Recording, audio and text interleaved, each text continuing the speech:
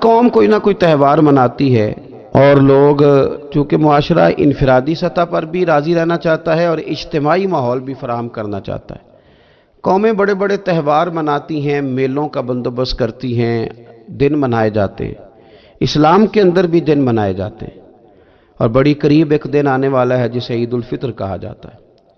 لیکن اسلام کے تہوار باقی قوموں کو یہ بتاتے ہیں کہ تہوار منائے کس طرح جاتے ہیں۔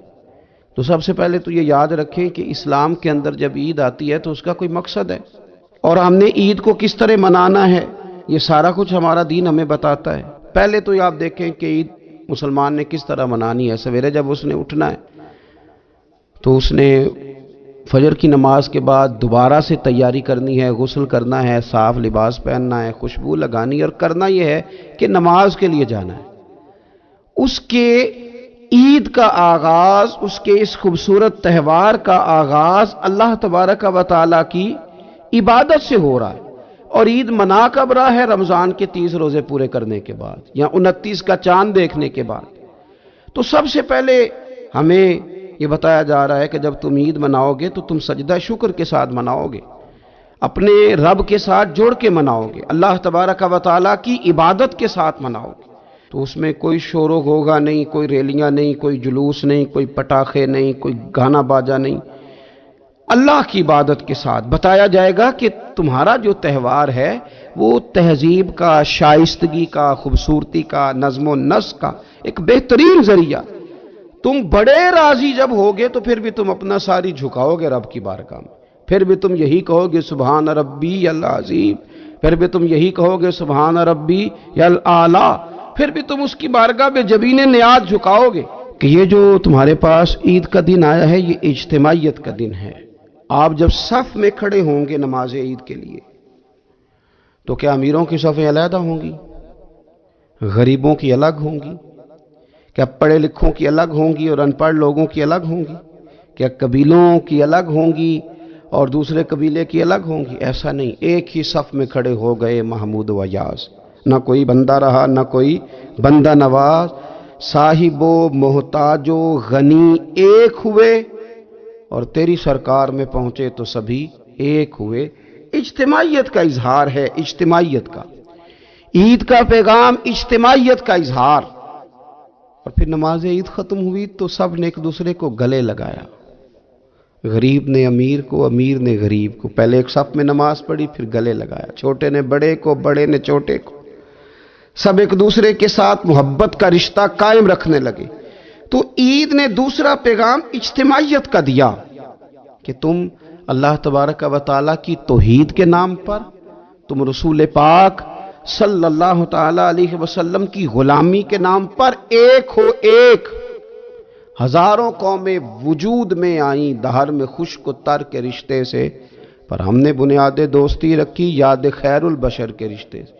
اور اقبال کہنے لگے اپنی ملت پر قیاس اقوام مغرب سے نہ کر، خاص ہے ترکیب میں قوم رسول ہاشمی۔ یہ جو نماز پڑھ رہے ہیں اور بعد میں گلے مل رہے ہیں، ان کا ایک ہی تعارف ہے کہ یہ رسول ہاشمی کی قوم ہے۔ یہ تعارف اجتماعیت کا درس، پیار کا درس، مساوات کا درس، چھوٹے بڑے کے فرق کو ختم کرنے کا درس، امیر غریب کی تفریق مٹانے کا درس، اس کا نام عید ہے۔ آپ یہ دیکھیں کہ کوئی بھی ہمارا موقع ہے نا تو اسلام نے اس پر کچھ تعلیمات دی ہیں۔ اگر آپ کو اللہ بیٹا دیتا ہے، بیٹی دیتا ہے تو اس کا عقیقہ کرنا ہے، دوسروں کو کھانا کھلانا ہے۔ اگر اللہ نے شادی کا موقع دیا تو سنت ہے ولیمہ کرنا ہے، لوگوں کو کھانا کھلانا ہے۔ اگر بڑی عید کا موقع آیا ہے تو قربانی رکھ دی گئی ہے، آپ گوشت کریں گے، اس کا ایک حصہ رشتہ داروں کو دیں گے، ایک حصہ غریب نادار لوگوں کو دیں گے۔ اور عید کا موقع آیا تو صدقہ فطر رکھ دیا گیا چھوٹی عید پہ، اور صاحب نصاب پر زکوٰۃ بھی فرض کر دی گئی جو بالعموم رمضان میں ہی دی جاتی ہے۔ رمضان میں زیادہ تر مسلمان دینے کی کوشش کرتے ہیں۔ تو اس سے کیا ہوتا ہے کہ انسان اپنی خوشیاں دوسروں کے ساتھ بھی جوڑتا ہے، وہ اکیلے خوشی نہیں منا رہا، وہ دوسروں کے ساتھ اپنی خوشیوں کو جوڑ رہا ہے، غریب کو کھانا کھلا رہا ہے۔ اور نبی پاک صلی اللہ علیہ وسلم نے فرمایا وہ دعوت بڑی ملعون ہے، وہ بڑی لعنت والی دعوت ہے کہ کسی نے دعوت پکائی اور صرف امیروں کو دعوت دی جائے، غریبوں کو نہ دی جائے۔ سیاسی افطاریاں کرائی جائیں، اور ولیمے پہ بھی اگر اپنے بیٹے کے بلایا جائے تو امیر امیر لوگوں کو، سیاسی لوگوں کو، بڑے لوگوں کو دعوت دی جائے۔ دعوت تو خیر والی وہ ہے جس میں چھوٹا بڑا امیر غریب سب شریک۔ تو عید کے موقع پر بھی یہ ضروری تو نہیں کہ ہم 6 جوڑے ہی بنوائیں، 3 جوڑوں سے بھی گزارا ہو سکتا ہے۔ اس طرف بھی تھوڑی توجہ کر لیں کہ جس گھر کے اندر 1 جوڑا بھی خریدنا مشکل ہے، یہ کوئی ضروری تو نہیں کہ 10 جوڑے ہی خریدے جائیں، 2 پہ بھی گزارا ہو سکتا ہے۔ 3 جوتے لینے کی بجائے 1 سے بھی عید گزر جاتی ہے، لیکن تھوڑی سی توجہ اگر غرباء کی طرف بھی کر لی جائے، مساکین کی طرف۔ یہ کل پرسوں خبر آ رہی ہے کہ ہمارے پنجاب میں ایک ایسا شہر بھی ہے جس میں باپ نے صرف اس لیے اپنے بچے نہر میں پھینک دیے ہیں کہ انہوں نے عید کے لیے کپڑے مانگے تھے۔ اس قسم کی داستانیں جس قوم کے اندر موجود ہوں تو وہ قوم پھر کسی کا خیال ہی نہ کرے، وہ سارا مال اپنے اوپر ہی خرچ کرنا چاہے، اسے احساس ہی پیدا نہ ہو کہ کسی اور کو بھی ضرورت۔ تو عید ہمیں موقع دیتی ہے۔ بزرگوں نے لکھا ہے کہ یہ جو عید پہ کہا گیا نا کہ ایک رستے جاؤ اور دوسرے رستے سے واپس آؤ، تو اس میں بھی شاید ایک حکمت ہمیں یہ بھی نظر آتی ہے کہ کئی دفعہ ایک گلی سے گزرے تو گزرتے وقت خیال آتا ہے کہ یار یہ گھر ایسا ہے، دیکھ کے پتہ چلتا ہے کہ جو غریب ہے مجھے تھوڑا ان کا خیال رکھنا چاہیے۔ پھر دوسری سائیڈ سے واپس آؤ، شاید تمہیں گھر بیٹھے یاد نہ آئے اور مکان دیکھ کے تمہیں سمجھ آ جائے کہ یہاں تو شاید روٹی بھی وقت پہ نہ پکتی ہو، اتنے غریب ہیں۔ تو اسلام نے ہر چیز میں حکمت رکھی، اور صرف عید کے موقع پہ نہیں، مستقل آپ غرباء کے، مساکین کے سرپرست بننے کی، معاون بننے کی کوشش کریں، رسمی طور پر نہیں۔ پچھلے سال نا عید گزری تو مجھے ایک دوست نے ایک پنجابی کا شعر بھیجا، اس نے کہا حضرت جی اس کو ذرا ضرور پڑھیں، تو شعر بڑا انوکھا تھا۔ وہ شعر کیا تھا؟ او راشن ونڈن والے او لوکو، او راشن ونڈن والے او لوکو، او عیدوں بعد بھی بھوک لگ دیجئے۔ عید کے بعد بھول ہی گئے تم؟ مستقل بنیادوں پر کوشش کریں کہ آپ معاون بنے، غرباء کے، مساکین کے، یتیموں کے، ان لوگوں کی مدد کریں۔ حضرت بشیر بن عقبہ رضی اللہ تعالیٰ عنہ فرماتے ہیں کہ میرے والد جنگ احد میں شہید ہو گئے تھے اور میں ایک کونے میں کھڑا رو رہا تھا، تو نبی پاک صلی اللہ تعالیٰ علیہ وسلم نے مجھے دلاسا بھی دیا، دست شفقت بھی رکھا۔ تو میں نے کہا حضور میرے والد چلے گئے تو کیا بنے گا؟ تو کیا انداز حضور نے اختیار کیا اور کیا انہیں عظیم نسبتوں سے نواز دیا۔ حضور فرمانے لگے اے بشیر بن عقبہ تو پسند نہیں کرتا کہ فاطمہ تیری بہن بن جائے، عائشہ تیری ماں بن جائے اور محمد تیرے والد بن جائیں صلی اللہ تعالیٰ علیہ وسلم؟ مستقل تجھے رشتے نہ دے دیے جائیں، مستقل تجھے سہارا نہ دے دیا جائے، مستقل بنیادوں پر ہی تیرا خیال نہ رکھا جائے۔ نبی پاک صلی اللہ تعالیٰ علیہ وآلہ وسلم کو نا جو چیز بڑی پسند ہے وہ ایثار ہے، اپنے منہ کا نوالا نکال کے کسی کو دے دینا، یہ حضور کو بڑا ہی پسند ہے۔ قربانی کرنا، ایثار کرنا، ضرورت ہوتے ہوئے کسی کی مدد کرنا۔ قرآن مجید آپ پڑھیں نا تو صحابہ کی تعریف قرآن نے بیان کی، فرمایا وَيُؤْثِرُونَ عَلَىٰ أَنفُسِهِمْ وَلَوْ كَانَ بِهِمْ خَصَاصَةٌ، فرمایا وہ دوسروں پر ایثار کر دیتے ہیں چاہے انہیں کتنی ہی ضرورت کیوں نہ ہو۔ عید قریب آ گئی، لیکن کچھ لوگ ایسے بھی ہیں جن سے میں نے دبے لفظوں میں پوچھا کہ سوٹ سلوا لیا ہے، انہوں نے جب یہ کہا نا کہ دکانیں ہی نہیں صحیح طریقے سے کھلی تو وہ نا ان کی جھکی جھکی آنکھیں بتاتی تھیں کہ دکان پہ جانے کے پیسے کوئی نہیں پاس۔ ایک شاعر تھا تو وہ کہتا ہے کہ میں کھلونوں کی دکان کے پاس سے گزرا، میں بھی ساتھ تھا، میرا بیٹا بھی اور میرا پوتا بھی۔ تو میرا پوتا ضد کرنے لگا کہ کھلونا لینا ہے، تو میرے بیٹے نے بڑا سمجھایا نہیں لینا نہیں لینا، پر بچے نے ضد نہیں چھوڑی، باپ نے مارا بھی ڈانٹا بھی، پر اس نے کہا نہیں میں نے کھلونا لینا ہے۔ جب میرا بیٹا نہیں مان رہا تھا تو میں نے پھر اس کو کہا، میں مثال دے رہا ہوں، پس منظر کچھ یوں بنا ہوگا، اس نے کہا کہ تم کھلونے کی دکانوں کے پاس سے کیوں گزرے؟ یہ بچے کی ضد ہے، یہ سمجھوتا نہیں کرتی، یہ بچوں کی ضد ہے، یہ سمجھوتا۔ اور وہ آج بھی دوپہر میں بچوں کو سلا دیتی ہے اس ڈر سے کہ گلی میں پھر کہیں کھلونے بیچنے والا نہ آ جائے۔ صرف میری گزارش اتنی ہے کہ 3 जोड़े बनवाले वाला एक बनवा ले, और थोड़ा थोड़ा ना एसार का जज्बा, गरीबों का ईद पर खुसूसी ख्याल। अमीरों ने सारा महीना गोश्त खाया है और बड़ा दब के खाया। जो नबी पाक की उम्मत से प्यार करे ना, रसूल पाक उससे बड़ा प्यार करते हैं। इस तरह करना, ईद पे गोश्त का आर्डर देना, लेकिन एक दिन अपने घर पका लेना और कोशिश करना कि दाएं बाएं जहां गोश्त नहीं ना जाता, थोड़ा थोड़ा वहां भी, सिर्फ छोटे छोटे खर्चे अपने कम करके, तो वो फिर भी जेब में नहीं रखने, वो थोड़ा सा ना इशार इस ईद पे बड़ा जरूरी हो गया। हाँ, कुछ हैं ऐसे ही घर। अब यकीन करें, गांव में फिर भी कुछ लोग ऐसे हैं जो ख्याल कर लेते हैं। शहरों में चूंकि हम एक दूसरे का हाल भी नहीं पूछते, आज भी गांव में कुछ कच्चे मकानों वाले अपने हमसाये के घर फाका नहीं होने देते। थोड़ी थोड़ी ये अपील है, मेरी खास अपील है, याद रखना। थोड़ा सा, मेरा एक दोस्त से बड़ा ही प्यार है, बड़ा ही, मुझे बड़ी मोहब्बत है। मैं, जरूरी तो नहीं हर बंदे के मुंह पे कहा जाए। उनकी बेटियां काम करती हैं। मुझे एक सुबह उन्होंने बताया कि बच्चियां काम पे जाती है, तो मैं फजर के बाद सोता हूँ। उस दिन मैं सो नहीं सका, बड़ा मैं अजियत में आ गया। मैंने कहा कि बेटियां तो मेरी भी है ना, तो इसलिए ये थोड़ा सा ना मेहरबानी करें खुदारा, थोड़ा सा ना उम्मत का दर्द भी महसूस करें। बड़ी बड़ी सोसाइटियां तो थोड़ी हैं, ज्यादा लोग तो अभी भी कच्चे मकानों में हैं, तो मेहरबानी करें थोड़ा सा इन लोगों का इस ईद पे जरूर ख्याल करें। आज 21 रमजान को मेरे अब्बा जी फौत हुए थे, आज के दिन। आज उनको 19 साल हो गए। अब 19 साल पहले मैं कहां था, आप सोच सकते हैं। तो मैंने बड़े उनके जाने के बाद रातें भी देखी हैं, और मैंने उनके जाने के बाद बड़े कठिन मामलात भी देखे हैं। तो मैंने ये जायका चखा है, मुझे पता है कि ये जो गरीबी का और यतीमी का रंग होता है, इसकी असल शक्ल क्या है, वो मैंने असल शक्ल देखी है। तो मैं इसके मद्दोजर से मैं वाकिफ हूँ, मुझे इसका पता है। तो मेहरबानी फरमाएं, आपसे मेरी ये दर्दमंदाना अपील है कि थोड़ा थोड़ा दाएं बाएं जरूर तवज्जो कीजिएगा।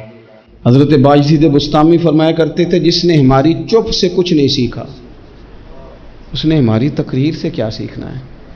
अब थोड़ा सा ना इशारों की बोली भी समझें। अब थोड़ा सा ये भी हो कि बस बात पूरी होने ना पाए और इंसान की रग़बत अमल की तरफ बढ़ जाए। ये मिजाज हमें दिया है। अब तो भाई आ जाएं, आप सुबह भी तकरीर कर दें, दोपहर को भी तकरीर कर दें, शाम को भी तकरीर कर दें, तो फिर ये भी होता है कि जनाब वो बयान आपने जो सुनाया था ना, वो जरा दोबारा सुना दें। तो मैं कहता हूं पहले सुनने पर अमल हो गया तो न करें। अब हमें थोड़ी बातें सीख कर उन पर अमल करना है और आगे बढ़ना है। बड़ी सादी बात मेरे अब्बा जी बताया करते थे। वाला साहब कहते हैं कि एक देहाती बंदा ना चला गया वो किसी मौलवी साहब की तकरीर सुनने। तो उस ज़माने में आपको पता है ये वाशरूम का मुरव्वजा निज़ाम नहीं होता था, तो लोग खेतों में दूसरी जगहों पे पेशाब के लिए जाते थे। तो मौलाना ने एक एहतियात बयान की। वो कहने लगे कि पेशाब सख्त जगह पे ना करो, ज़मीन पे बैठकर, वरना पेशाब के चींटे उड़ेंगे, कपड़ों पे पड़ेंगे, और हदीस में सख्त हुक्म है इस मसले। तो कोई नरम जगह हो ऐसी जहाँ पेशाब करें, छींटे ना उड़ें। वो बंदा अमल करने वाला था ना, उसने निरी तकरीर सुन के सर धुन के जाना नहीं था। उसने इतनी सारी रेत ले ली, कपड़े में बांध ली, और वो उसने कंधे पे रखी हुई है। जहाँ पेशाब का वक्त आता पहले रेत बिछाता, फिर पेशाब करता ताकि मेरे कपड़ों पे ना पड़े। एक साहब ने उसे कहा कोई हफ्ते बाद चलो बयान सुनने चलें, तो कहने लगा मैं पहले पे अमल कर लूँ, यही बड़ा है। मैंने तो इतनी सारी रेत, कंधा थक गया है मेरा, उस दिन से उठाई है, तो मैं नहीं चाहता कि नहीं भी सुनूं तो किसी और जगह में। ये तफरीह तबाह के लिए बात को ना समझें। उस सादे आदमी ने जो हमें समझाया, मुझे और आपको, उस पर गौर करें कि कल भी सुना था, परसों भी सुना था, पीर साहब ने तरसों भी कहा था, शेख ने परसों भी कहा था, पिछले हफ्ते भी कहा था। तूने अगर शेख की भी नहीं सुनी, उस्ताद की भी नहीं सुनी, पीर की भी नहीं सुनी, और इस दौर के पीर जो सही काम करने वाले हैं, उस्ताद जो सही काम करने, मजबूर हो गए हैं बेचारे। कहते हैं किसकी तरबियत करें। किस दर्द से कहा था हजरत सुल्तान बाहू ने। वो कहते हैं और रब दा तालब कोई भी नहीं मिलया, इते जो मिले है तालब ज़रदा हो। یہ تو آئے ہیں کاروبار سیدھا کرنے، فوٹو کھنچوانے، فلاں کام کے لیے. یہ تو وہ جو ہم دینا چاہتے ہیں اس کا تو مزاج ہی نہیں. پہلے بھی میں نے کہا تھا، پھر کہتا ہوں، مجھے شوق نہیں ہے. خدا مجھے معاف کر دے اس دن سے پہلے جس دن یہ شوق ہو کہ میں سویرے جاؤں گا تو نوٹ لاؤں گا، تو شام جاؤں گا تو نوٹ لاؤں گا. یہ شوق نہیں ہے، طبیعت نہیں ہے، من نہیں چاہتا. لیکن یہ کہ یہاں بھی آ جائیں خطاب کر دیں، یہاں بھی او خدا کے بندو، ہم کہاں اس قابل ہیں ہم خطاب کریں. ہم نے تو نا جی ایک اذان دینی شروع کی ہوئی، صبح و شام ایک اذان پڑھتے ہیں، ہے یہ پیغام حضرت احمد رضا کہ بارگاہ نبی کے رہو با وفا. ہم تو کہتے ہیں ادھر آ جاؤ، ٹھوکریں کھاتے پھرو گے ان کے در پہ آ پڑو، قافلہ تو اے رضا اول گیا آخر گیا. ہم تو کہتے ہیں ادھر آؤ، اللہ رسول کی بارگاہ کی طرف رجوع کرو. اور وہ ایک جملے پہ اگر تو عمل ہو گیا، پیار سے باتیں کرتا رہتا ہوں، سب کے ساتھ نہیں کرتا، جس کا مجھے پتا ہو کہ یہ تھوڑا سہ لے گا. ایک دوست نے مجھے کہا کہ میں تو آتا ہوں تو مجھے علاقے کے لوگ کہتے ہیں ان کو بلاؤ، تو میں کہتا ہوں پورا عمل کرنا میری غلط ہے، تو پھر میں باقیوں کو بھی لگا جاؤں گا. تو اگر تیرا ہی عمل نہیں ہو سکا تو باقیوں کو میں نے جا کے کیا سمجھانا ہے. تو ایک تو آج کی جو رات ہے، اس سے پہلے اپنے اعمال کی طرف میں اکثر کہتا رہتا ہوں کہ شب برات پہ ہر مسجد سے زور زور سے رونے کی آواز آنی بھی چاہیے. شب قدر پہ آتی ہے، عمرے پہ جاتے وقت لوگ معافیاں مانگتے ہیں، حج پہ جاتے وقت، اور کروڑوں لوگ یہ کام کرتے ہیں سال میں. اگر 25 لاکھ 26 لاکھ آدمی یا 50 لاکھ آدمی حج کرتا ہے اور وہ جانے سے پہلے معافی مانگ کے گیا، توبہ کر کے گیا ہے، اور کروڑوں لوگ ہیں جو شب قدر میں ہیں، شب برات میں ہیں، اور انہوں نے کھل کے توبہ کی ہے، تو پھر میرے بھائی سویرے کرپشن ختم ہونی چاہیے نا ملک سے. سویرے 75% جھوٹ ختم ہونا چاہیے نا. ساری رات تو لوگوں نے توبہ کی تھی. صبح 80% حقوق العباد کا مسئلہ حل ہونا چاہیے تھا کہ نہیں ہونا چاہیے. صبح ملاوٹ بہت حد تک ملک سے ختم ہونی چاہیے. تو کیا ہم نے سمجھ لیا ہے؟ ہم نے یہ سمجھا ہے کہ شب برات پہ بھی بس ایک رسم ادا کرو، آؤ تھوڑی توبہ کرو چھٹی کر جاؤ، آئیے شب قدر تو توبہ کرو چھٹی کر جاؤ. کیا یہ ہم نے مطلب سمجھ لیا؟ حج کرنے گئے، رب کی بارگاہ میں حاضر ہوئے، رسول کریم کی بارگاہ سے بھی جو ہو کے آ جائے اور بدلے ہی نہ، وہاں تک جائے اور بدلے ہی نہ. مدینے گئے، کعبے گئے، کربلا گئے، جیسے گئے تھے گھوم پھر کے ویسے ہی آ گئے. نتیجہ کیا ہے؟ اپنی زندگی نتیجہ خیز بنائیں. آج اس خوبصورت موقع پر جب شب برات ہمارے سامنے کھڑی ہے، اپنے ذہن میں تہیہ کریں کہ اب ہم نے بدل جانا ہے. شوگر ہو جائے تو بدلنا پڑتا ہے، اللہ معاف کرے، چینی چھوڑنی پڑتی ہے، من پسند مٹھائیاں چھوڑنی پڑتی ہیں، بدلنا پڑتا ہے. بلڈ پریشر ہو جائے تو یارو بدلنا پڑتا ہے. اگر انسان کو خدا نہ خواستہ کوئی مرض لگ جائے تو بدلنا پڑتا ہے. اولاد پیدا ہو جائے تو بدلنا پڑتا ہے. گھر میں بیٹیاں پیدا ہو جائیں تو بوڑھے باپ کو بدلنا پڑتا ہے. بال سفید آ جائیں تو پھر بھی تو بدل جانا چاہیے نا. انسان کی عمر 40 سال ہو جائے تو پھر بھی تو بدل جانا چاہیے. شب برات پہ توبہ کرے تو پھر بھی تو بدل جانا چاہیے. اب بدل جائیں، اب ہم بدل جائیں. اب نہ درد ہوتی ہے، گاڑی میں بیٹھیں تو کمر پہ درد ہوتی ہے. اب ہم بدل جائیں. اب لوگ بتاتے ہیں تیرے بال سفید ہونے لگ گئے، اب ہم بدل جائیں. اب لوگ ہمیں کہتے ہیں بچے جوان ہو گئے، اب ہم بدل جائیں نا یارو. اب لوگ ہمیں کہتے ہیں کہ اوہو اب تو آپ اٹھتے وقت زمین پہ پہلے ہاتھ رکھتے ہیں پھر اٹھتے ہیں. اب بدل نہ جائیں. اب محسوس ہوتا ہے کہ نیند گہری نہیں آتی، اب محسوس ہوتا ہے کہیں کہیں جسم میں تکلیف ہے. اب بدل نہ جائیں. اب نہ کئی کلاس فیلو چلے گئے دنیا چھوڑ کے، بدل نہ جائیں. اپنے بہن بھائیوں میں سے کئیوں کا جنازہ پڑا، بدل نہ جائیں. ہم میں سے کئیوں نے ماں باپ دفن کر دیے، پھول ڈال دیے قبروں پہ. اب بدل جائیں. اب وقت تھوڑا رہ گیا، اب کچھ تبدیلی کی طرف آئیں. اب توبہ صحیح والی کر لیں، اب استغفار دل سے پڑھ لیں. اب تبدیل ہو جائیں. اب اپنے اندر باہر کچھ تبدیلیاں لائیں. اب اپنے ظاہر اور باطن کو سنواریں. اب اللہ رسول کی بارگاہ میں جانا ہے نا تو کہیں ایسا نہ ہو شرم آئے حضور کے سامنے کھڑے ہوتے، حیا آئے نبی کریم کی بارگاہ میں کھڑے ہوتے اب کچھ تبدیلی لائیں، آج ارادہ کریں کہ آج جو توبہ کریں گے وہ صحیح والی کریں گے، آج جو وہاں استغفار کریں گے اللہ کے حضور حاضر ہو کے تو وہ صحیح والا کریں گے، اب کچھ تبدیلی کا مزاج لائیں۔ اور پھر ایک اور بات بھی عرض کروں، ہمارے ذاتی تعلقات سارے دھوکہ ہیں، ہماری جیبوں میں مال سارا دھوکہ ہے، ہمارے بلند و باغ دعوے سارے دھوکہ ہیں، ہمارے بڑے بڑے رتبے سارے دھوکہ ہیں۔ بڑے تعلقات تھے بیٹے کے، پر ماں بیمار تھی تو اسے صحت تو نہیں تعلقات کی وجہ سے مل سکی۔ بڑے تعلقات تھے نا بیٹے کے، لیکن جب بیماری زور پکڑ گئی تو پھر کیا کر سکا کوئی؟ بڑے تعلقات تھے، بڑا پیسہ تھا جیب میں، بڑا کچھ تھا، لیکن جب جناب اسرائیل آئے تو پھر کوئی کچھ بھی نہ کر سکا، پھر اپنے رہ گئے اور جس کو جانا تھا وہ سب چلے گئے۔ تو یہ جتنی چیزیں ہیں نا یہ کچھ نہیں ہیں، یہ دھوکہ ہے۔ سچ صرف اللہ رسول کی ذات ہے، حقیقت صرف دین ہے، اصل صرف وہ بارگاہیں ہیں۔ دھوکے میں نہ زندہ رہو، چھوڑ دو یہ بات کرنی کہ بڑے تعلقات ہیں، چھوڑ دو یہ بات کرنی کہ بڑا پیسہ ہے، چھوڑ دو یہ بات کرنی کہ برادری قبیلے علاقے میں بڑا، اور کچھ بھی نہیں ہے۔ کل من علیہ فان، ہوئے نامور بے نشاں کیسے کیسے، دیکھو زمین کھا گئی، نوجوان کیسے کیسے۔ میں مولانا نورانی کی قبر پہ کھڑا تھا تو میں کہہ رہا تھا مقدور ہو تو خاک سے پوچھوں کہ اے لئیم تو نے وہ گنج ہائے گرا مایا کیا کیے، اتنے بڑے لوگ تو لے گئی، اتنے بڑے لوگ قبروں میں کدھر گئے؟ سلطان محمود غزنوی کہاں ہیں؟ شہاب الدین غوری کہاں ہیں؟ وہ لوگ جو میدانوں میں آ کے صرف ان کا نام لیا جاتا تھا تو دنیا کانپ جاتی تھی، وہ کہاں گئے؟ اٹھ گئے سب لوگ، چلے گئے، ختم ہو گیا معاملہ۔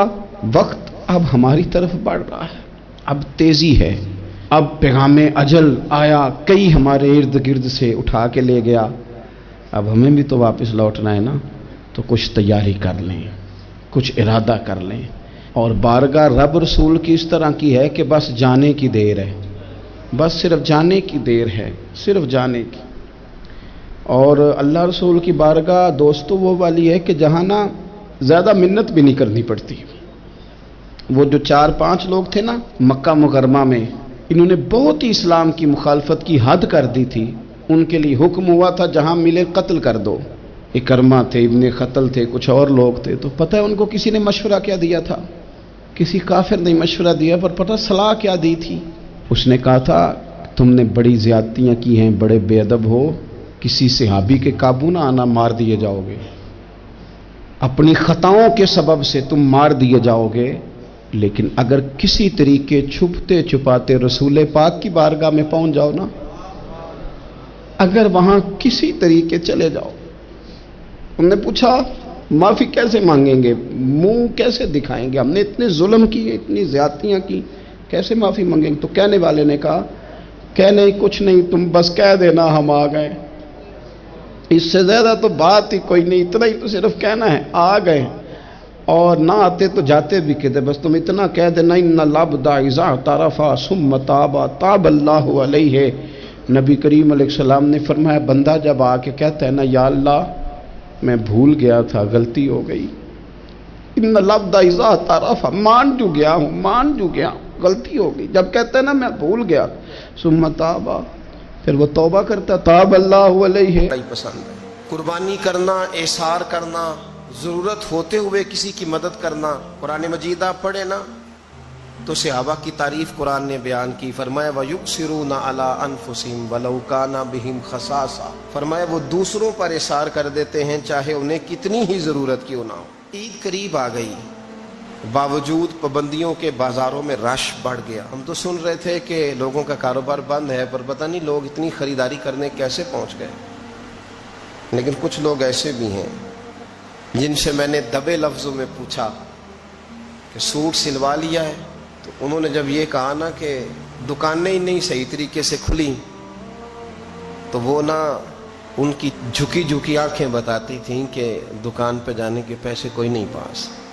ایک شاعر تھا تو وہ کہتا ہے کہ میں کھلونوں کی دکان کے پاس سے گزرا، میں بھی ساتھ تھا، میرا بیٹا بھی اور میرا پوتا بھی. تو میرا پوتا ضد کرنے لگا کہ کھلونا لینا ہے. تو میرے بیٹے نے بڑا سمجھایا نہیں لینا نہیں لینا، پر بچے نے ضد نہیں چھوڑی. باپ نے مارا بھی ڈانٹا بھی، پر اس نے کہا نہیں میں نے کھلونا لینا ہے. تو جب میرا بیٹا نہیں مان رہا تھا تو میں نے پھر اس کو کہا، میں مثال دے رہا ہوں، پس منظر کچھ یوں بنا ہوگا. اس نے کہا کہ تم کھلونے کی دکانوں کے پاس سے کیوں گزرے؟ یہ بچے کی ضد ہے، یہ سمجھوتا نہیں کرتی.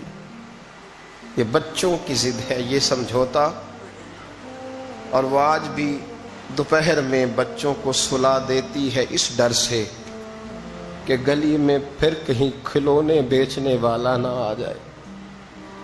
صرف میری گزارش اتنی ہے کہ 3 جوڑے بنوانے والا ایک بنوا لے، اور تھوڑا تھوڑا نا ایثار کا جذبہ، غریبوں کا عید پر خصوصی خیال. امیروں نے سارا مہینہ گوشت کھایا ہے اور بڑا دب کے کھایا ہے. جو نبی پاک کی امت سے پیار کرے نا، رسول پاک اس سے بڑا پیار کرتا ہے.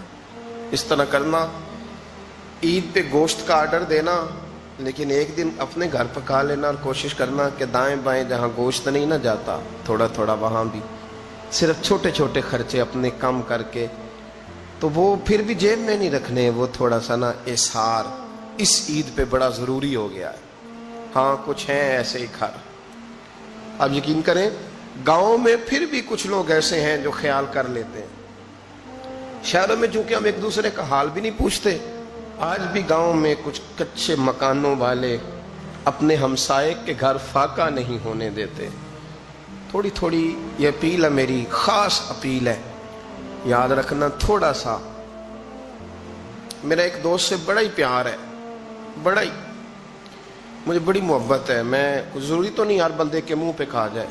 ان کی بیٹیاں کام کرتی ہیں. مجھے ایک صبح انہوں نے بتایا کہ بچیاں کام پہ جاتی ہے، تو میں فجر کے بعد سوتا ہوں. اس دن میں سو نہیں سکا، بڑا میں اذیت میں آ گیا. میں نے کہا کہ بیٹیاں تو میری بھی ہیں نا، تو اس لیے یہ تھوڑا سا نا مہربانی کریں خدا را، تھوڑا سا نا امت کا درد بھی محسوس کریں. بڑی بڑی سوسائٹیاں تو تھوڑی ہیں، زیادہ لوگ تو ابھی بھی کچے مکانوں میں ہیں.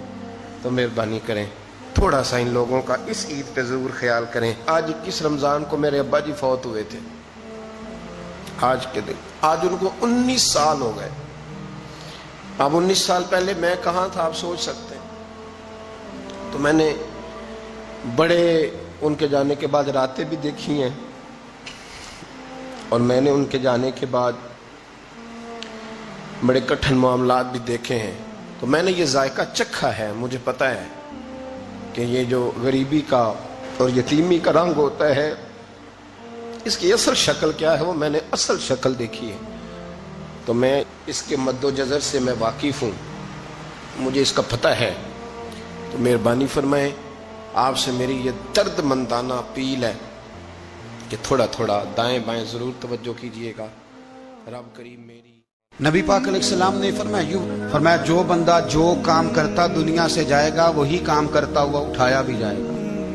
ایک بندہ شراب کے نشے میں مر گیا تھا، شراب زیادہ پی لی، پھیپھڑے کام کرنا چھوڑ گئے. یا رسول اللہ صلی اللہ علیہ وسلم یہ شراب میں مر گیا ہے. فرمایا معاذ اللہ قیامت میں اٹھے گا تو اس کے منہ سے شراب کی بدبو آ رہی ہے. مسلم شریف کی حدیث ہے، بخاری میں موجود ہے. ایک صحابی تھے، وہ حضور کے ساتھ میدان عرفات میں پہنچنے میں لیٹ ہو گئے. اپنی اونٹنی دوڑاتے ہوئے تیزی سے میدان عرفات میں پہنچے اور زبان پہ جاری تھا لبیک اللہم لبیک لبیک لا شریک لک لبیک ان الحمد والنعمت لک والملک لا شریک لک لبیک. یہ لبیک کہتے کہتے جا رہے، اچانک اونٹنی سے گرے، گردن کے بل انتقال ہو گیا. نبی پاک علیہ السلام نے فرمایا کفن نہ تو احرام میں ہی لاؤ. حضور نے جنازہ پڑھایا، فرمایا اسے دفن کر دو، یہ قیامت کے دن جب قبر سے اٹھے گا تو لبیک لبیک کہتا ہوا ہی اٹھے گا. جو بندہ جو کام کرتا دنیا سے جائے گا، بس ذہن بنا لو جو کرتا جائے گا. اس لیے ہمارے بزرگوں نے لکھا ہے کہ حضرت عمر نماز پڑھاتے ہوئے دنیا سے گئے تھے تو قبر سے نماز پڑھاتے نکلیں گے. حضرت بلال اذانیں پڑھتے گئے تو اذان پڑھتے ہوئے قبر سے نکلیں گے. حضرت عثمان غنی دنیا سے قرآن مجید کی تلاوت کر رہے تھے، جب شہید کیے گئے تو قبر سے نکلیں گے تو قرآن پڑھتے ہوئے نکلیں گے. اور فرمایا مدینے والے محبوب دنیا سے امت کو یاد کرتے ہوئے تشریف لے گئے تھے، جب مزار سے نکلیں گے تو امتی امتی کہتے ہوئے ہی نکلیں گے. ہر نظر کانپ اٹھے گی محشر کے دن، خوف سے ہر کلیجہ دہل جائے گا، پروڑ کر وہ کالی کملی آ جائیں گے، سارے محشر کا نقشہ بدل جائے گا. دیکھیں نا، ناراض نہ ہوئیے گا. تاجر تجارت کا ذکر گھنٹوں کرتا ہے تو تھکتا نہیں، سیاستدان سارا دن سیاست کی باتیں کرتے ہیں تو تھکتے نہیں. تو آپ قرآن پڑھتے ہوئے کیسے تھک جاتے ہیں؟ تسبیح نکالتے ہوئے کیسے تھک جاتے ہیں؟ درود شریف پڑھتے ہوئے. موت کے لیے تیاری کریں. آپ جو کام کرتے ہیں نا انشاءاللہ وہی کام کرتے ہوئے دنیا سے. اعلیٰ حضرت فاضل بریلوی رحمت اللہ تعالی علیہ فرمایا کرتے تھے انشاءاللہ ساری زندگی حضور کے ترانے پڑھے ہیں، قیامت میں بھی ترانے پڑھتے ہی اٹھیں گے. میں اپنی حیاتی تو قربان تھی ماں، محمد محمد پکیندے گزر گئی، محمد محمد پکیندے گزر گئی، احد کولو احمد ملیندے گزر گئی. تو تیاری کریں، اسباب اس کے لیے بنائیں. آپ بخاری مسلم دیکھیے، حضرت سیدنا ابو بکر صدیق رضی اللہ تعالیٰ عنہ فرمانے لگے کہ جب ہم غار ثور میں تھے تو کافر جو تھے نا وہ بالکل غار کے قریب آ گئے. جن لوگوں نے غار ثور دیکھی ہوئی ہے وہ جانتے ہیں کہ اس جانب وہ سوراخ ہے غار ثور کا جہاں تک کافر آن پہنچے تھے. تو فرماتے ہیں کہ کافر بالکل قریب آ گئے. اب پوزیشن یہ بن گئی کہ ان کے پیر ہمیں نظر آنے لگے، بالکل سامنے کھڑے ہیں، وہ تلاش کرتے کرتے آ گئے. حضرت ابو بکر صدیق رضی اللہ تعالیٰ عنہ فرماتے ہیں میں نے بڑی پریشانی کے عالم میں عرض کی یا رسول اللہ صلی اللہ علیہ وسلم، اگر انہوں نے اپنے پیروں کی طرف دیکھا تو ہمیں پکڑ لیں گے، اگر انہوں نے اپنے پیر دیکھے تو وہ ہمیں چھوڑیں گے نہیں، پکڑ لیں گے. تو نبی پاک صلی اللہ تعالیٰ علیہ وسلم کا میں نے چہرہ دیکھا تو حضور کے چہرے پر پورا اطمینان تھا. میں نے بڑی پریشانی کے عالم میں عرض کی حضور وہ گرفتار کرنے والے پہنچ گئے، بالکل یعنی بالکل ہی پہنچ گئے حضور، یہ پیر آ گئے ان کے. یا رسول اللہ صلی اللہ علیہ وسلم اگر انہوں نے نیچے دیکھا تو ہمیں گرفتار کر لیں گے. قربان جاؤں مدینے والے محبوب کے توکل پر. نبی کریم نے ایک جملہ کہا، حضور بڑے اطمینان سے فرمانے لگے ابو بکر ان دو بندوں کے بارے میں تیرا کیا خیال ہے جن کے ساتھ تیسرا ان کا رب ہوا کرتا ہے؟ جن کے ساتھ تیسرا ان کا رب ہو تو ان کے بارے میں تیرا کیا خیال ہے؟ ان اللہ معانا، فرمایا بے شک اللہ ہمارے ساتھ ہے. تو اللہ کی ذات پر توکل، بھروسہ اس کے فضل پر، اس کے کرم پر. دیکھیں نا ہمارے ہاں بہت زیادہ بعض لوگ خوف کا شکار ہو جاتے ہیں، ڈرتے پھرتے ہیں، سہمے رہتے ہیں. اور خدا کے بندے تیرا ڈر تجھے مارے گا، تیرا خوف تجھے مار ڈالے گا، تیرا ڈر جو ہے وہ تجھے کمزور کر دے گا. اگر تیرے اندر قوت ہے، اگر تیرے اندر ہمت ہے. جو لوگ رعب کا شکار ہو جاتے ہیں وہ چلے جاتے ہیں، وہ ختم ہو جاتے ہیں. اور جن کی قوتیں باقی رہتی ہیں، جن کی ہمتیں باقی رہتی ہیں، جن کی طاقتیں باقی رہتی ہیں، وہ جسمانی طور پر تو جوان ہوتے ہیں، اللہ انہیں روحانی طور پر بھی جوانی عطا فرما دے. یہ جو دن چل رہے ہیں وہ ہمارے ہاں ہمارے حکمران کہتے ہیں مزید سخت فیصلے کرنے پڑیں گے. میں نے کہا تمہارے لیے تو آسان ہے، اس لیے کہ تم تو جس دفتر میں بیٹھ کے فیصلہ کرتے ہو اس کی تو بتی کوئی نہیں جاتی. تمہیں کیا پتا ہو، وہاں تو اے سی بھی 1 منٹ کے لیے بند نہیں ہوتا. یہ تو اس سے پوچھو باپ سے کہ جو عید سے پہلے اپنی بیوی سے مشورہ کر رہا ہے کہ عید آ گئی ہے، اگر بیٹی کے گھر کپڑے نہ بھیجے تو اس کی ساس باتیں کرے گی.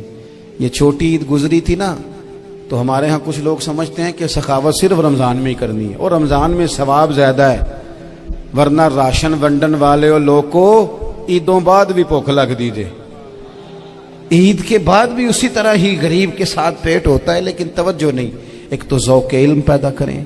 ہم نے اس عید پہ کوشش کرنی ہے کہ ہماری گلی میں، ہمارے محلے میں، ہمارے دائیں بائیں تھوڑا سفر کریں، بچوں کو دیکھیں، سرکاری سکول سے نکلتے بچوں کو دیکھیں، مساجد مدارس سے نکلتے بچوں کو دیکھیں.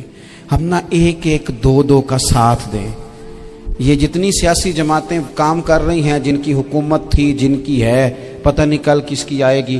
میں تو ذاتی طور پر ان سے پورا مایوس ہوں. मुझे तो नहीं लगता कि जितने लोग आज तक हुकूमत कर चुके हैं, बार बार आते हैं या पिछली हुकूमत गई है, इनके पास कोई प्लान ही नहीं है। ये तो बेचारे एक दूसरे की टांगें खींचने के अलावा ना कुछ कर सके हैं, ना उम्मीद है कुछ करेंगे। लेकिन गरीब की तकलीफ बढ़ गई है। मेरे पास 20 लोग आते हैं, आते तो वो दुआ का कहने हैं, आते तो सिर्फ ये बताने हैं कि इस मुश्किल में हूँ, दुआ करना। लेकिन दोस्तों, लोगों की बातें सुन के बड़ी तकलीफ होती है। हम क्या किसी की मदद कर सकते हैं? हमारे लिए तो मदारस चलाने मुश्किल हैं, लेकिन लोग अजियत का शिकार हैं। ज़हनी कर्ब के नीचे लोग आ गए, इतनी बड़ी अजियतें खड़ी कर दी गई हैं। थोड़ा थोड़ा देखो, 2 का खाना 3 भी तो खा ही सकते हैं ना, 3 का खाना 4 भी तो खा ही सकते हैं ना। मेरे महबूब ने हमें ये नहीं कहा था ज्यादा गोश्त पकाना, बल्कि रसूल पाक ने तो रंग ही बड़ा सादा दिया है। करीम ने फरमाया, आयशा शोरबा जरा ज्यादा कर लो, पड़ोसियों को भी सालन दे देंगे। थोड़ा शोरबा ज्यादा कर लो, इसी को बढ़ा लो, थोड़ा शोरबा बढ़ा लें, थोड़ा थोड़ा एक दूसरे कमाया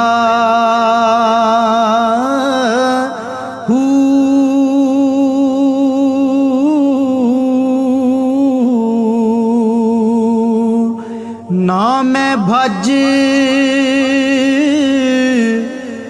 मसीती वड़िया ना तस्बा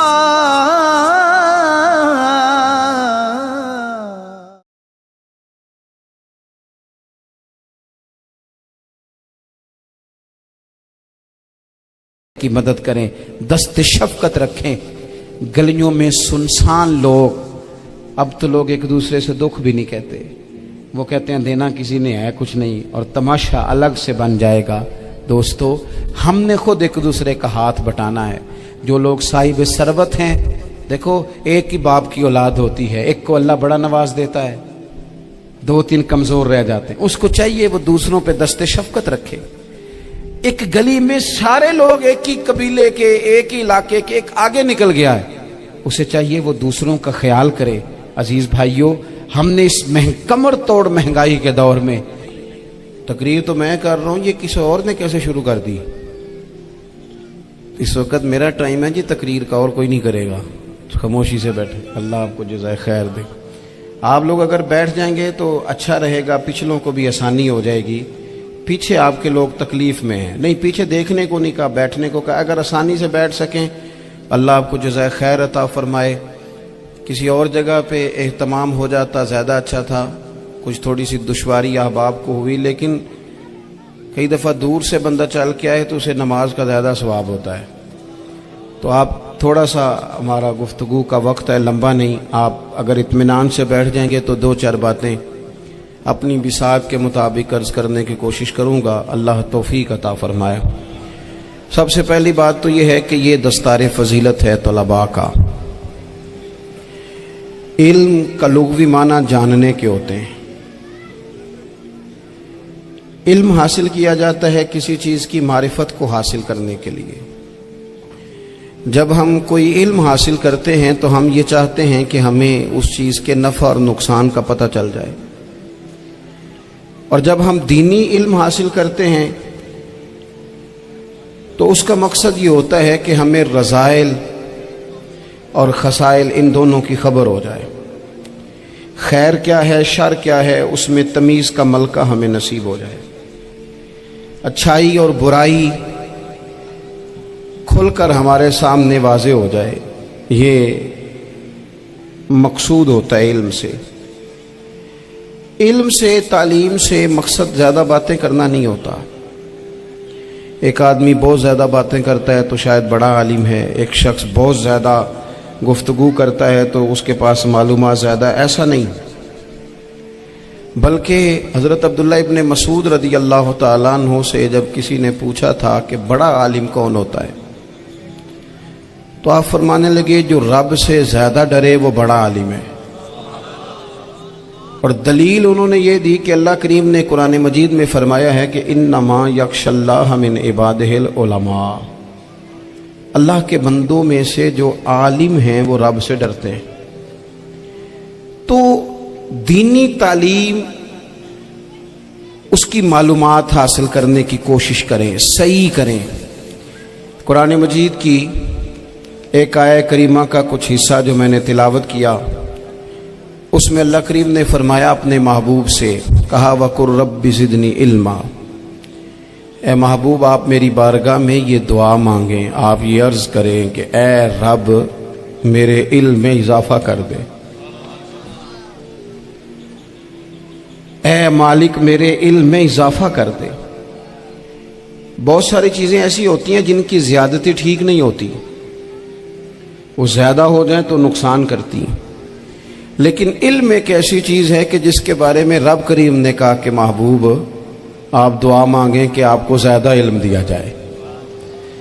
اور پھر علم ایک ایسی چیز ہے کہ کوئی بھی آدمی یہ دعویٰ نہ کرے کہ میں نے بڑا حاصل کر لیا ہے، میری اب تکمیل ہو گئی ہے، میں اب مکمل ہو گیا ہوں۔ جن کو اللہ نے غیب کے خزانوں کی کنجیاں دی ہیں نا، ان سے بھی رب کریم نے کہا ہے کہ محبوب آپ دعا کریں کہ مالک میرے علم میں اضافہ کر دے۔ تو جب وہاں تک یہ بات ہے تو پھر عام آدمی کو بھی چاہیے کہ وہ اپنی معلومات میں اضافے کا شوق پیدا کرے۔ اور تیسری بات یہ کہ جو حضور کے علم شریف پر بات کرتے ہیں وہ بھی اس آیت سے سیکھیں کہ حضور کا علم تو ہر روز رب اس میں اضافہ فرما رہا ہے، تو ہر روز اضافہ ہو رہا ہے۔ وَلَلْآخِرَةُ خَيْرٌ لَكَ مِنَ الْأُولَىٰ، ہر روز ترقی ہو رہی ہے حضور کے علم شریف کی بھی۔ تو ہمارے ہاں زیادہ تر لوگ بات اس لیے سیکھتے ہیں کہ میں کوئی کہیں سے مسئلہ سیکھوں گا پھر جا کے اپنی مسجد کے امام کو تنگ کروں گا کہ وہاں تو میں یہ سن کے آیا ہوں تو یہاں یہ کام کیوں نہیں ہوتا۔ میں کوئی بات سیکھوں گا تو پھر میں اس سے بحث کا دروازہ کھولوں گا۔ علم کا مطلب ہی اپنے آپ کو سنوارنا ہے، معلومات حاصل کرنے کا مطلب یہ کہ آپ کے عمل میں پختگی آئے، آپ کے کردار میں پختگی آئے، آپ نے جو سیکھا ہے آپ اس کے مطابق اپنے آپ کو ڈھالیں۔ مسلم شریف میں موجود ہے، نبی پاک صلی اللہ علیہ وسلم نے دعا مانگی ہے، اے اللہ میں اس علم سے تیری پناہ مانگتا ہوں جو علم تو ہو پر نفع والا نہ ہو۔ جس بندے کے علم نے اسے نفع نہیں دیا، وہ کچھ سیکھ نہیں سکا اس سے، تو اس کا علم کسی کو کیا نفع دے گا۔ جب خود سے اس نے، اور صوفیہ کرام تو فرماتے ہیں کہ جو لوگ بڑی معلومات حاصل کر لیں، بڑی باتیں سیکھ لیں، پنچایت میں کسی کو بولنے نہ دیں، گھر میں کسی کو بولنے نہ دیں، بہت سارے لوگ تو علماء کو بھی مشورہ دیتے ہیں، بڑی باتیں کرے لیکن عمل کے لحاظ سے بندہ زیرو ہو تو اہل دل فرماتے ہیں اس کی صحبت سے بچو۔ اسے بڑا پتہ ہے، بڑی باتیں آتی ہیں، بڑی باتیں کرتا ہے، لیکن گفتگو کی حد تک تو بہت بڑا ہے، عمل کے معاملے میں صفر ہے۔ بہت سارے لوگ مسجد کے حجرے میں میٹنگ ہو رہی ہوتی ہے اور وہ لمبی لمبی دلیلیں اور مشورے دے رہے ہوتے ہیں، نماز کا ٹائم آ جائے تو اٹھ کے چلے جاتے ہیں، کہتے ہیں میں اپنے محلے دی مسیتیں پڑھنی۔ کئیوں کو کام یاد آ جاتا ہے۔ فرمایا کہ شخص کے پاس معلومات بڑی ہوں لیکن عمل کے معاملے میں بندہ زیرو ہو تو اسے بچنا کیوں؟ اس لیے کہ اگر پڑھا لکھا آدمی بے عمل ہونا تو وہ اپنی بے عملی پر بھی دلیلیں پیش کرتا ہے۔ وہ کہتا ہے میں یہ کام نہیں کرتا تو یہ میرے پاس دلیل ہے، وہ تو بے عملی کو بھی مزین کر دے گا معاذ اللہ۔ تو دینی تعلیم ایک تو حاصل اس لیے کریں کہ ہم نے اپنے آپ کو سنوارنا ہے، اور دوسرا علم کا شوق طبیعت میں ہو۔ دیکھیں نا، اللہ کے حبیب صلی اللہ علیہ وسلم نے فرمایا ہے کہ جو علم کے رستے پہ چل پڑا وہ جنت کے رستے پہ چل پڑا ہے۔ جمعوں میں، محفلوں میں کانوں کے ذائقے کے لیے نہ آئیں، اس لیے آئیں کہ میرے علم میں، میرے عمل میں یہ کوئی اضافے کی بات بنے گی، میں کوئی نصیحت حاصل کروں گا تو میرے دل کا زنگ اترے گا۔ ہمارے ہاں یہاں لوگ مزے کے لیے آتے ہیں اور آج کل لوگ فوٹو کے لیے آتے ہیں۔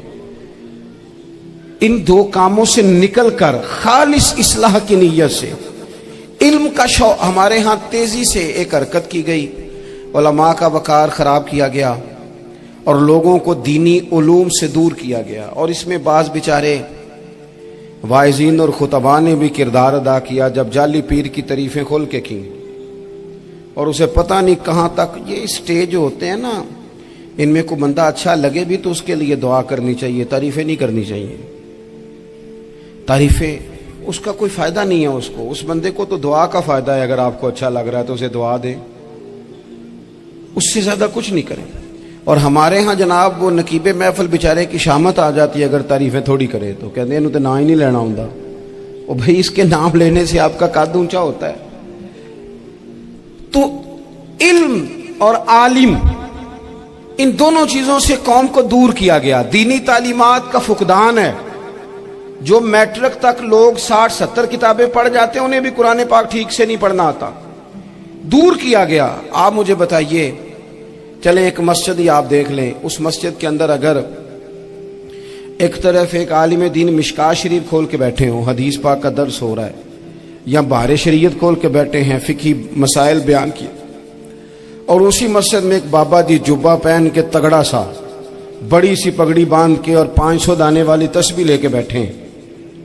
اب ایک بندہ اندر آتا ہے تو وہ کدھر جائے گا, عالم کی طرف کہ بابا جی کی طرف؟ وہ کیوں جا رہا ہے بھلا بابا جی کی طرف؟ وہ اس لیے کہ ہم نے اسے یہ بتایا ہی نہیں کہ جس طرح سبحان اللہ سبحان اللہ سبحان اللہ پڑھنا عبادت ہے نا, اسی طرح دارابا پڑھنا بھی عبادت ہے.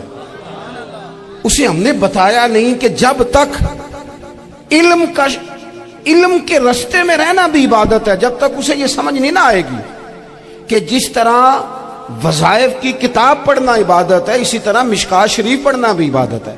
چھیتی بانی میں طبیبا نیتا میں مر گئیاں,